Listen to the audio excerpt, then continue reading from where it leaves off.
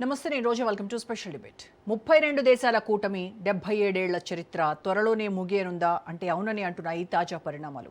America president తీరుతో గతం ఎంతో ఘనకీర్తి అన్నట్లుగా మారింది నాటో కూటమి పరిస్థితి. డొనాల్డ్ నిర్ణయాలతో ఐరోపా భయాందోళనకు గురవుతోంది. పీట్ హెగ్సెత్ వార్నింగ్తో యూరప్ భద్రత గాల్లో దీపంలా మారింది. అంతర్జాతీయ రాజకీయ తెరపై ఇప్పుడు ఒకటే చర్చ నడుస్తోంది. నాటో సామ్రాజ్యం కుప్పకూలబోతోందా? రష్యా అధినేత పుతిన్ దశాబ్దాల కలను అమెరికా అధ్యక్షుడు ట్రంప్ సాకారం చేస్తున్నారా? అగ్రరాజ్యం ఆడుతున్న మైండ్ గేమ్ ఏంటి? నాటోకు టాటాపై ఇవాల్టి స్పెషల్ డిబేట్. 1949 ఏప్రిల్ 4న నాటో స్థాపించబడింది. యూరప్ దేశాలకు నాటో ఒక రక్షణ కవచం. అలాంటి ఓజోన్ పొరకు చిల్లులు పడుతున్నాయి. అమెరికా ప్రెసిడెంట్ తీరుతో ఐరోపా భద్రత ప్రశ్నార్థకంగా మారింది. నాటోకు ఇడుపు కాగితం ఇచ్చేందుకు డొనాల్డ్ ట్రంప్ ఎందుకు సిద్ధమయ్యారు? త్వరలోనే కూటమి నుంచి అమెరికా వైదొలిగిపోతుందా? యుఎస్ఏ రక్షణ కార్యదర్శి పీట్ హెగ్సెత్ వ్యాఖ్యల సారాంశం ఏంటి? రాబోయే రోజుల్లో అగ్రరాజ్యం సంచలన నిర్ణయం తీసుకోనుందా? ఇప్పటికే పెంటగాన్ డిసైడ్ అయిపోయిందా అనేటువంటి చర్చలు జోరుగా వినిపిస్తున్నాయి. ఇదే అంశంపైన ఇవాళ మన డిబేట్లో కూడా మాట్లాడదాం.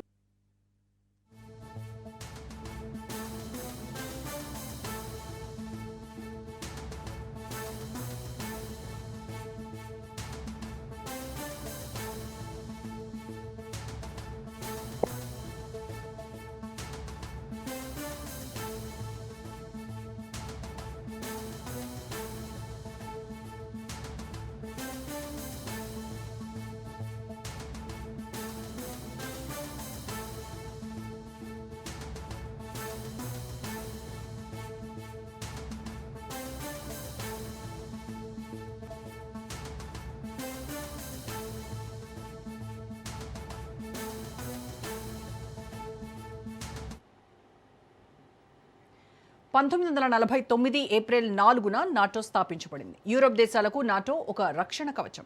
అలాంటి ఓజోన్ పొరకు చిల్లులు పడుతున్నాయి. అమెరికా ప్రెసిడెంట్ తీరుతో ఐరోపా భద్రత ప్రశ్నార్థకంగా మారింది. నాటోకు ఇడుపు కాగితం ఇచ్చేందుకు డొనాల్డ్ ట్రంప్ ఎందుకు సిద్ధమయ్యారు? త్వరలోనే కూటమి నుంచి అమెరికా వైదొలిగిపోతుందా?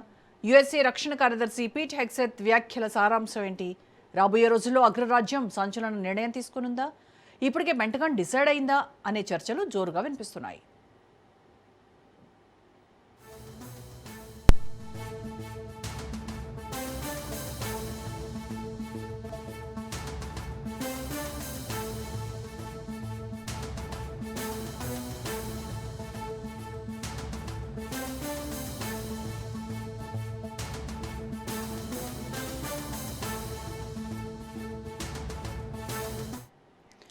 చైనాతో ఏ క్షణంలోనైనా యుద్ధం రావచ్చని అగ్రరాజ్యం భావిస్తోంది. అందరూ అప్రమత్తంగా పనిచేయాలని పీట్ హెగ్సెత్ హెచ్చరిస్తున్నారు.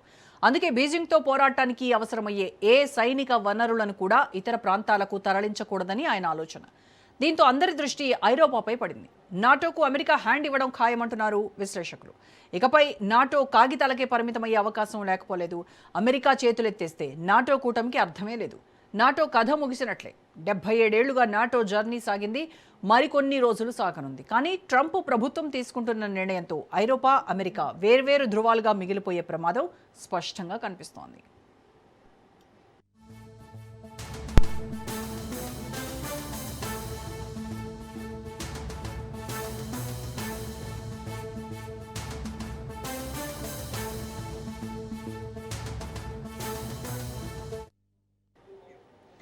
బ్రసెల్స్ హెడ్ ఆఫీస్గా the North Atlantic Treaty Organisation కొనసాగుతోంది. అందులో 32 దేశాలు సభ్యులుగా ఉన్నాయి.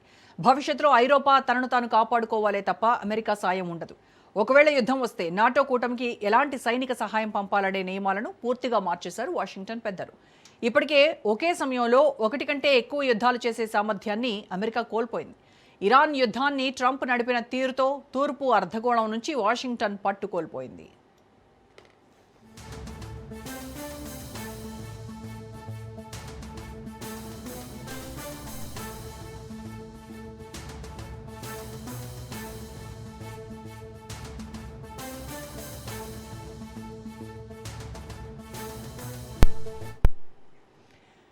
ప్రస్తుత డ్రోన్ల యుగంలో అమెరికా తరహా ఆయుధ వ్యవస్థను నిర్మించుకోవడానికి ఐరోపాకు 10 ఏళ్ల సమయం లేదు. అంత వేగంగా వాటిని ఆయా దేశాల పాలకులు నిర్మించలేరు. కేవలం యుక్రెయిన్ తరహా ఆయుధాలను తయారు చేసుకుంటారు.